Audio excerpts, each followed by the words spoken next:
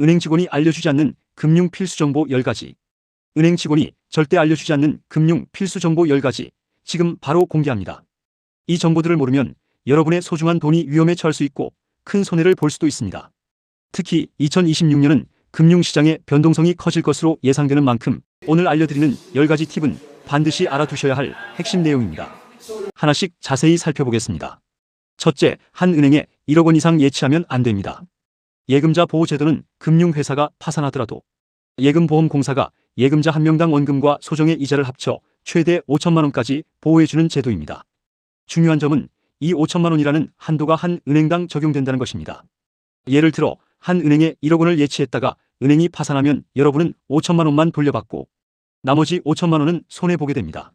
부부나 가족이라도 개인별로 5천만 원 한도가 적용됩니다. 따라서 1억 원 이상의 목돈을 가지고 있다면 여러 은행에 분산해서 예치해야 합니다.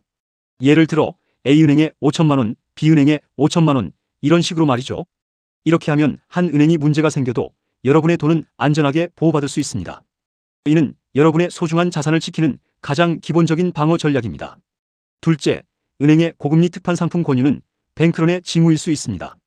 은행이 갑자기 시장 금리보다 훨씬 높은 금리의 특판 예금이나 적금 상품을 적극적으로 내놓는다면 이는 은행의 유동성 위기 신호일 가능성이 있습니다. 정상적인 상황이라면 은행은 높은 이자를 주면서까지 돈을 끌어모을 필요가 없습니다. 하지만 자금 조달에 어려움을 겪거나 뱅크런에 대한 우려가 있을 때 은행은 급하게 자금을 확보하기 위해 고금리 상품을 내놓는 경향이 있습니다. 2026년에는 부동산 PF 대출 부실, 회사채 만기 등 여러 경제 위기 요인으로 은행들의 유동성 압박이 커질 수 있다는 분석이 있습니다. 실제 은행 내부 관계자들의 제보에 따르면 본사에서 예금 유치 실적에 매우 집중하라고 지시하지만 그 이유를 명확히 알려주지 않는 경우가 많다고 합니다. 만약 거래하는 은행에서 이러한 고금리 특판 상품을 유독 많이 권유한다면 해당 은행의 건전성을 한 번 더 의심해보고 다른 은행으로 자산을 분산하는 것을 고려해볼 필요가 있습니다. 셋째, 디지털 거래 장애 및 이체 한도 축소는 심각한 위험 신호입니다.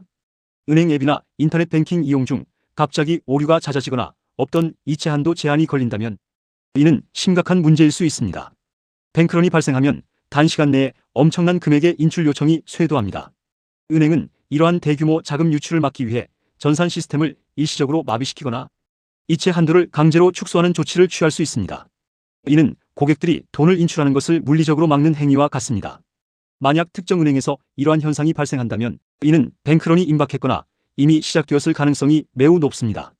2026년에는 부동산 PF 대출 부실 규모가 178조 원에 달하고 높은 환율과 같은 경제 위기 요인들이 겹쳐 일부 은행들은 심각한 유동성 위기에 직면할 수 있다는 경고가 나오고 있습니다. 이러한 징후들을 조기에 파악하고 대응하는 것이 여러분의 자산을 지키는 데 결정적인 역할을 할 것입니다. 넷째, 은행의 BIS 비율을 반드시 확인해야 합니다. BIS 비율은 은행의 건전성을 나타내는 가장 중요한 지표 중 하나입니다. 이 비율은 은행이 위험 자산 대비 얼마나 많은 자기 자본을 가지고 있는지를 보여주는데 국제결제은행이 정한 최소 기준은 8%입니다. 하지만 건전한 은행이라고 평가받기 위해서는 10% 이상, 가능하다면 12% 이상의 BIS 비율을 유지하는 것이 좋습니다. BIS 비율이 높다는 것은 은행이 갑작스러운 손실에 대비할 수 있는 여유 자본이 많다는 뜻이므로 그만큼 안전하다고 볼 수 있습니다. 반대로 BIS 비율이 낮거나 계속해서 하락하고 있다면 해당 은행은 재무적으로 불안정하다는 신호일 수 있습니다. 거래하는 은행의 BIS 비율은 각 은행의 홈페이지나 금융감독원 전자공시 시스템에서 쉽게 찾아볼 수 있습니다. 2026년 경제 위기가 우려되는 상황에서 이 지표를 통해 여러분의 예금과 투자가 얼마나 안전한지 직접 확인하고 리스크를 관리하는 것이 중요합니다. 다섯째, 부동산 PF 대출 비중이 높은 은행은 피해야 합니다. 최근 몇 년간 국내 부동산 시장은 급격하게 성장했지만 그만큼 부동산 PF 대출 규모도 엄청나게 불어났습니다. 하지만 부동산 시장이 침체되면서 많은 부동산 PF 대출이 부실화될 위험에 처해 있습니다. 앞서 언급했듯이 2026년에는 무려 178조 원에 달하는 부동산 PF 대출 부실이 전체 금융 시스템에 큰 부담으로 작용할 수 있다는 경고가 있습니다. 은행은 이러한 부동산 PF 대출을 통해 높은 수익을 올리기도 하지만 반대로 부실이 발생하면 은행의 건전성에 치명적인 영향을 미칠 수 있습니다. 따라서 거래하는 은행이 부동산 PF 대출에 얼마나 노출되어 있는지 확인하는 것이 중요합니다. 시중 대형 은행보다는 중소형 은행이나 지방은행들이 부동산 PF 대출 비중이 높은 경우가 많으므로 이 점을 특히 유의해야 합니다. 물론 은행의 대출 포트폴리오를 일반인이 정확히 파악하기는 어렵지만 만약 특정 은행이 최근 부동산 관련 대출 상품을 공격적으로 홍보한다면 주의 깊게 살펴볼 필요가 있습니다. 여섯째, 자산의 10%에서 20%는 달러나 해외 자산으로 분산 투자해야 합니다. 2026년 경제 위기 상황에서 환율 변동성은 더욱 커질 것으로 예상됩니다. 현재 1,400원대의 높은 환율은 한국 경제에 큰 부담으로 작용하고 있습니다. 경제 위기 시에는 대외 의존도가 높은 한국의 특성상 원화 가치가 급격히 하락할 가능성이 있습니다. 이러한 위험에 대비하기 위해 자산의 일부를 달러와 같은 안전 자산이나 해외 자산에 투자하여 분산하는 전략이 필요합니다.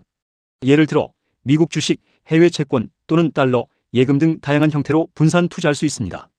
자산의 10%에서 20% 정도를 해외 자산에 배분하는 것은 환율 변동 위험을 해지하고 국내 경제 위기 시에도 어느 정도 자산을 보호할 수 있는 효과적인 방법입니다. 물론 해외 투자에는 다른 리스크도 따르지만 분산 투자를 통해 전체 포트폴리오의 안정성을 높일 수 있습니다. 일곱째, 한국은행의 긴급 여신 지원 체계 구축 소식에 주목해야 합니다. 한국은행은 뱅크런과 같은 비상 상황에 대비하여 은행에 긴급 유동성을 공급하는 시스템을 갖추고 있습니다. 이는 은행이 보유한 대출 채권을 담보로 한국은행으로부터 비상 자금을 빌릴 수 있는 제도입니다. 이 소식을 여러분이 알아야 하는 이유는 만약 한국은행이 특정 은행에 대한 긴급 여신 지원을 시작했다는 뉴스가 나온다면 이는 해당 은행이 심각한 유동성 위기에 처해 있다는 간접적인 증거가 되기 때문입니다. 한국은행의 개입은 뱅크런 사태를 막고 금융 시스템 안정을 유지하기 위한 긍정적인 신호로 해석될 수도 있습니다. 하지만 동시에 해당 은행의 재정 상태가 매우 불안정하다는 것을 의미하기도 합니다. 따라서 이러한 뉴스에 귀를 기울이고 만약 여러분이 해당 은행의 큰 규모의 자산을 예치하고 있다면 신속하게 자산을 분산하는 등의 대응 조치를 고려해야 합니다. 여덟째, 2026년부터 도입될 AI 은행원과 STM의 변화를 이해해야 합니다. 2026년부터는 AI 로봇 은행원이 등장하고 신한은행을 비롯한 여러 은행들이 AI 상담 아바타가 탑재된 STM을 적극적으로 도입할 예정입니다. STM은 간단한 입출금부터 통장 개설, 대출 상담 등 창구 업무의 상당 부분을 AI 로봇이 대신하는 시스템입니다. 이러한 변화는 은행 업무의 효율성을 높이고 인건비를 절감하는 데 기여할 것입니다. 하지만 동시에 고객 서비스 측면에서는 달라질 수 있습니다. 인간 은행원과의 심층적인 상담이나 복잡한 금융 상품에 대한 맞춤형 조언을 받기 어려워질 수도 있다는 점을 인지해야 합니다. 여러분은 이러한 변화에 적응하여 AI 시스템을 효과적으로 활용하고 인간 은행원의 도움이 필요한 경우에는 어떤 채널을 통해 접근할 수 있는지 미리 파악해두는 것이 좋습니다. 디지털 전환은 피할 수 없는 흐름이며 이를 이해하고 활용하는 것이 미래 금융생활에 필수적입니다. 아홉째, 한미 전략적 투자와 같은 국가적 투자 동향을 파악해야 합니다. 현재 한국은 약 3,500억 달러 규모의 대미 투자를 추진하기 위해 한미 전략투자공사를 설립하는 법안이 추진되고 있습니다. 이러한 국가 차원의 대규모 투자는 장기적으로 한국 경제의 성장 동력을 확보하고 특정 산업 분야에 긍정적인 영향을 미칠 수 있습니다. 예를 들어 반도체, 배터리, 바이오 등 첨단 산업 분야에 대한 투자가 활성화되면 관련 기업들의 주가 상승으로 이어질 수 있습니다. 여러분은 이러한 거시적인 투자 동향을 주시하면서 개인의 투자 포트폴리오를 조정할 기회를 찾아야 합니다. 단순히 은행 예금에만 머무르기보다는 국가의 성장 전략과 연계된 유망 산업이나 기업에 대한 정보를 탐색하고 투자 가능성을 열어두는 것이 필요합니다. 물론 투자는 항상 리스크를 동반하므로 충분한 정보 분석과 신중한 판단이 중요합니다. 열째, 2026년 1월 한국은행의 기준금리 동결 및 소비자물 가상승률 둔화 소식의 의미를 알아야 합니다. 이 수치들은 현재 한국 경제의 큰 흐름을 보여줍니다. 기준금리 동결은 한국은행이 현재 물가와 경기 상황을 종합적으로 고려하여 금리 인상의 필요성이 크지 않다고 판단했음을 의미합니다. 소비자물 가상승률이 2.3%로 둔화되었다는 것은 물가 상승 압력이 다소 완화되었다는 긍정적인 신호입니다. 이러한 지표들은 여러분의 재정 계획에 중요한 영향을 미칩니다. 예를 들어 대출 금리가 안정적으로 유지될 가능성이 높다는 것을 의미하며 예금 금리 또한 급격한 변동보다는 안정적인 흐름을 보일 수 있습니다. 하지만 이는 언제든지 변화할 수 있는 지표이므로 지속적으로 주시해야 합니다.